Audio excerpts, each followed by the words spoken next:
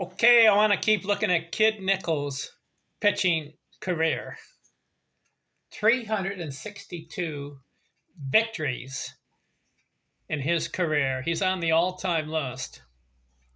I'm looking at career pitching wins in these series of videos. Ken Arzone here, talking baseball. Today is Tuesday, January the 27th, 2026. The last video, I looked at Kid Nichols' first 6 years in the league. Incredible. Listen to the pitching wins: 27, 30, 35, 34, 32, 27. First 6 years, he had 4 30-win seasons and 2 seasons, 27 wins. And he started off with 5 consecutive 400 innings pitched. This guy was a workhorse. Complete games: 47, 45, 49, 43, 40, 43. 6 straight years, 40 complete games plus. What's going on with this guy? He's not a strikeout guy, but he played for a good team. I think that's how he got those victories. They scored runs for him. So his first 6 years, incredible. This video, I want to look at the second half of his career. He played 15 years. It says 15 years on Baseball Reference. Look closely. His last season, he didn't win a game. So he wins 362 victories, 14 years. That's an average of 25 wins a season. Who else holds that distinctive record? I don't think anybody else. This guy's unique. So let's keep looking. 1896, 30 wins. 1897, 31 wins. 1898, 31 wins. Hat trick. 3 straight seasons, 30 wins. 1899, 21 wins. 1900, he slumps to 13 wins. What happened there? This guy had a string. Listen to this. He had 9 straight seasons, 20 or more victories, and 7 of those seasons, 30 wins. He holds the record pre-1900. Before 1900, those pitchers, he holds the record 7 30-win seasons. Come on. This guy did not come out of the game. This guy pitched 9 innings. He had 532 complete games. And he pitched in 621 of them. About 85% of the time, he finished the game.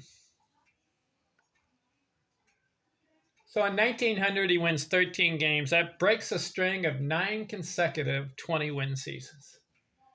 1901, 19 wins. 1904, 21 wins. So that's 10 20-win seasons. 1905, 11 wins. And then 1906 doesn't win a game. So he pitches 14 years and gets 362 wins. 5,067 innings. How about that? He just barely got over 5,000. 1,881 career strikeouts. Not that many. 2.96 ERA. It's not as good as Walter Johnson was, like 2.12, and the other guy that was in the 2s was Christy Mathewson. Yeah, he was 2 point something, 2.11. So his ERA a little higher. Is he the greatest pitcher of all time? No. You got to give that to Walter Johnson because he had the 110 shutouts. Kid Nichols had 48 shutouts. See, Johnson had twice as many shutouts. Johnson also had over the 5,000 innings, and Johnson had 3,500 strikeouts, and Johnson had 417 wins, which is more than Nichols. Johnson played longer, You know what I'm thinking? This Kid Nichols guy started at age 20, but he stopped at age 36. Give him 4 more years, he's over 400 victories. Maybe 420, maybe 430. This guy was pretty good. Of course, he's old school era, but still, he won the games. I think he won that many games because he was on a good team. Consider Walter Johnson. He was on the Washington Senators. A lot of times they were in last place. Put Walter Johnson on a really good team. Walter Johnson probably has over 500 victories. Come on. So Walter Johnson's the best pitcher of all time, my estimation. I've been looking at a lot of these pitchers, and I'll go down the list. If there's someone else that impresses me, I'll consider it, but I don't think so. Walter Johnson, hands down, the greatest pitcher of all time, even better than Nolan Ryan. Because Nolan Ryan's ERA was higher. Walter Johnson, 2 point. I'll give you the exact on Walter Johnson's ERA. You know, that's a key. Walter Johnson, 5,914 innings. And his ERA was 2.17 career on a last place team. Come on. 110 shutouts and 3,500 strikeouts. Come on, Walter Johnson. No debate. Also, I did the black inks. I was looking to see who had the most black inks.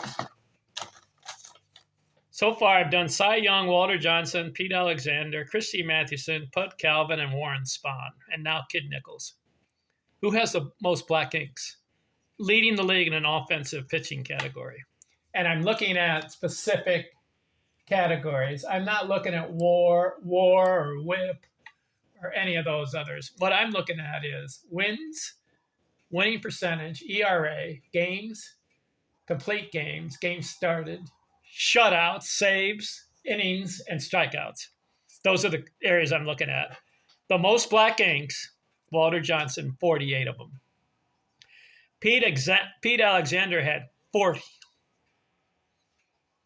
Cy Young only had 22.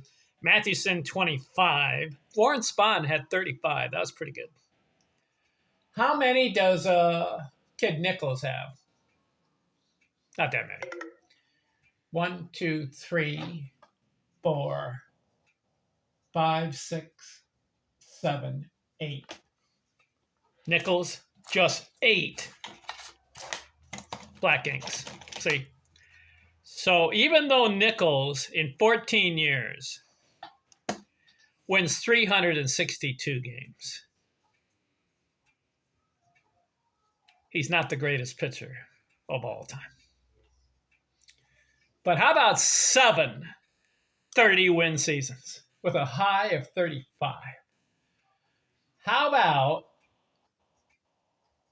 5 seasons, 400 innings pitched in each season? How about 5,000 innings? And how about this?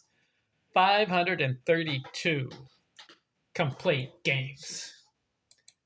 How many did Walter Johnson have?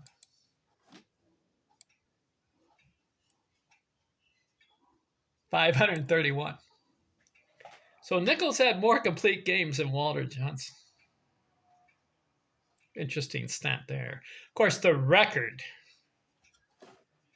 Who holds the record for the most complete games? You should know this one. Cy Young had 749 complete games. Come on. But he's not the greatest pitcher of all time. Why? Because 315 losses. You can't lose that many games, Cy. Walter Johnson, he lost a lot of games too, but he was on the last place team. Walter Johnson, 279 losses. That's too many, Walter.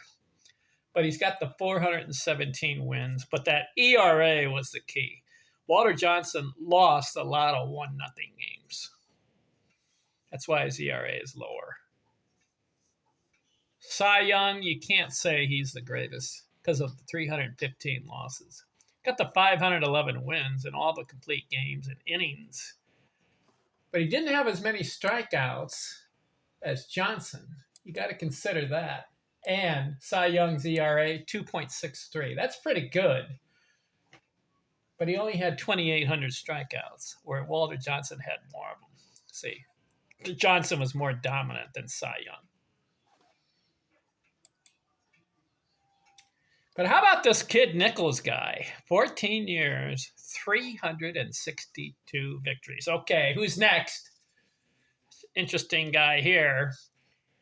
Greg Maddux. He's in the new school era. See, a lot of these other guys I've covered, Young, Walt, Johnson, Alexander, Matheson, Calvin, and Nichols are all in the old school pitching era. 1870s to the 1950s. I consider 1870 and 1950 the old school era. Young and Johnson, they were Young was 1890s, 1900. Johnson into the 1900s. Alexander, 1900s. Matheson, 1900. Calvin, 1890s. Spahn, he was in the 1940s and 50s and 60s. So he's one of the guys in the later era to be on the top 10 list. And now I'm going to look at Greg Maddux. This guy, wait till you see what he did. His numbers are very impressive, and I'll get into his box score next. I'm out.